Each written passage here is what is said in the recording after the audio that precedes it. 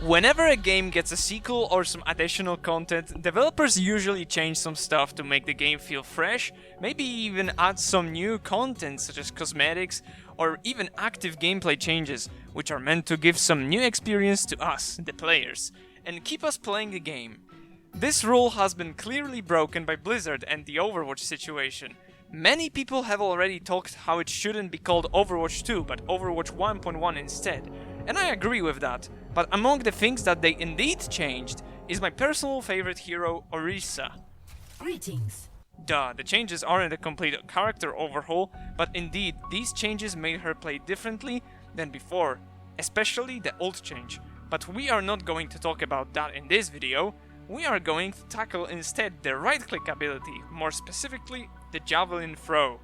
So sit back and get your keyboards ready because I'll not only share facts, but also my personal opinion. Also, while you're getting ready to aggressively type in the comments section, you can drop a sub and a like on your way down there. Here's the typical YouTuber chart, and without any further ado... Oh, wait a second, actually my chart looks awful compared to these other guys on YouTube. Well, there's only one thing that can fix it.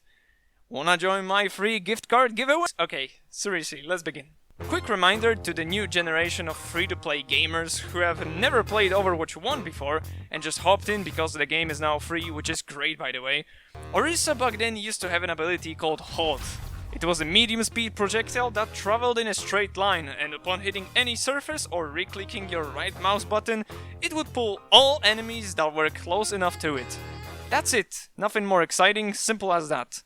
On the other hand, we also have a simple ability, which is, as you know, the Javelin. A projectile with a slight arcing trajectory that upon hitting a single enemy will knock them back. Additionally, if the hit target will be knocked into a wall, it will take additional damage. Now I'll probably show some numbers on the screen to show you how much it really does, and it's nothing shocking or breathtaking, but it does what it does. Now, you maybe noticed that I put some emphasis on the number of enemies the ability can hit, and that is a great way to introduce us to my first point.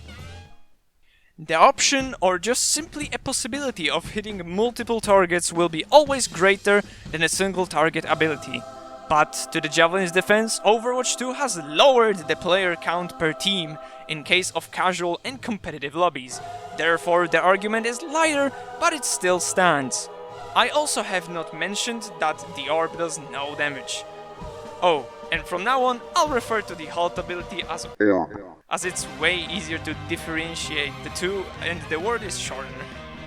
A simple-minded ape or a Fortnite player, there's no difference, would think straight away that if he had to choose between damage and crowd control, he would choose damage. But to us, enlightened intellectuals, we know just how important crowd control really was in Overwatch 1.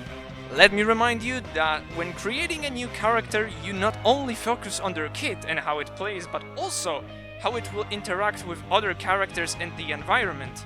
The best example I can give you on why the CC was more powerful than raw damage output is a simple two-hero combo, Orisa Hog, that enabled the entire team, if communicated correctly, to throw everything they had at a static target that was pulled by the Orisa. By changing the orb to the Javelin, Blizzard has made a more selfish tank, which hurts really badly as they took one away from all team rosters. Tanks are made to be team players, with selfless mechanics such as shields or crowd control, and now that there is only one tank in the game, making a tank character play more selfishly is not the brightest idea for the game. For the player, on the other hand, it feels great to be able to see that your right click does some real stuff by damaging, or should I say poking, the enemy.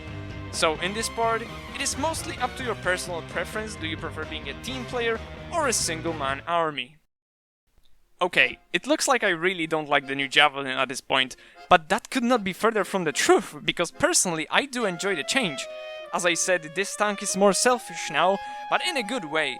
If you compare just how much Orisa had to rely on her teammates in Overwatch 1, the changes just make her feel normal.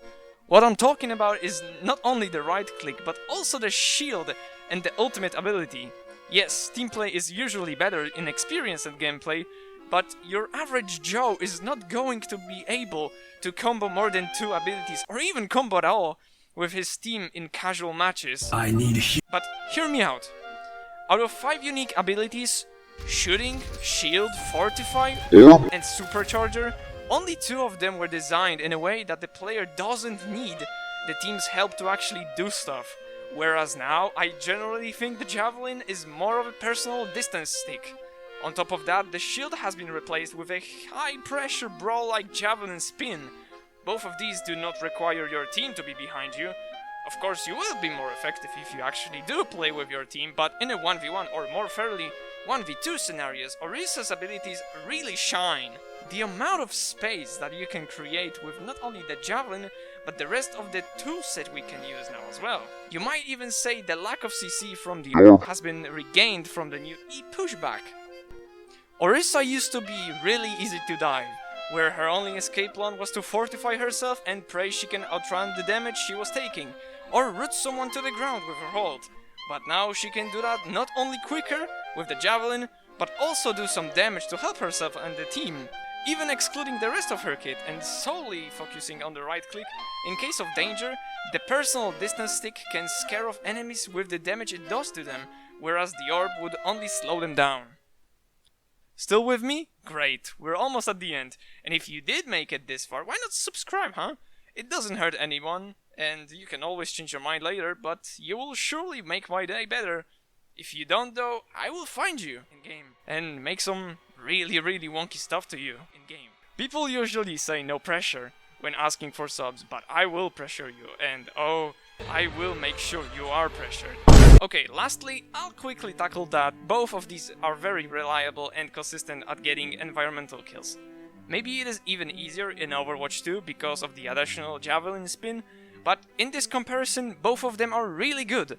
Many CC abilities are good at environmental kills overall, but compared to Roadhog's hook, for example, he needs to stand by the dangerous edge himself, whereas Orisa can safely pop the enemy from a distance, with the Javelin knockback and the Orb's pull. Similar thing can be said about Lucio's boop, where he needs to get closer to the enemy to be effective with his right click. OR15 online. So what now? Javelin is clearly better, right? Well, to wrap up this short commentary, I'd say the two are different enough that comparing one to another will be unfair for both parties. My personal judgment method on deciding what's better is choosing what creates more fun and exciting gameplay. So, without any hesitation, I can say the winner is the Javelin. Wait, that doesn't make any sense, right? Javelins are way more satisfying to land, and the sound so clean and smooth. But no, Orb. What makes the Orb so fun, you might ask? And to that I'd say, it is the skill ceiling that feels higher with the Orb. Yes, the Javelin isn't the easiest to land, and it is satisfying to do so, but the Orb creates those rare high moments that I will always cherish in my heart. Additionally, the damage output can be compensated with how easy it is to follow a pulled target with easy tracking on headshots with your primary weapon. Simply shooting the Orb above someone's head, reactivating the ability right above them, creates an almost stunned target to rail down, giving you a fairly close damage output compared to the Javelin. Perhaps I'm drowning in nostalgia here, but as I said in the previous segment, both of the abilities are good with environmental kills, but as I also said at the very beginning, the Orb does not stop at just one person. The Orb will grab everything, and I do mean everything. Whatever it is on its path, it will suck it, and it will suck it. Quick conclusion. Orb is better, and it will be missed like many other great things from Overwatch 1 that we want to get back anytime soon. So for now, rest in peace, my good friend. You are very fun, you are my team's greatest ally, but most importantly, you are better than Javelin, let's go! Alright, this is it once again, can't wait to read in the comments how wrong was I about pretty much everything I said, but who cares honestly. At the end of the day, it is really cool to share some random ass opinions with you lads, and I really couldn't ask for more. But what I can ask for though is if you enjoyed this video, drop some likeys under it. It really does help a lot and I truly appreciate it. And the famous last words of any video material, thanks for watching.